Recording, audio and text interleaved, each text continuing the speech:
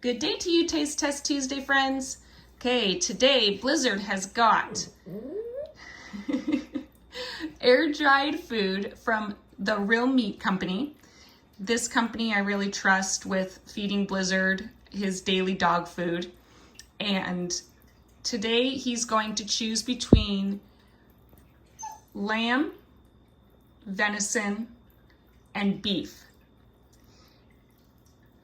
He likes to kind of trade off between what he wants to eat each day, so this is going to let me know which one he wants to have today.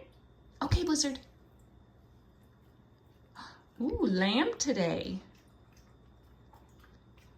But you'll take them all. Okay, so we'll be feeding Blizzard his lamb today. Have a great day.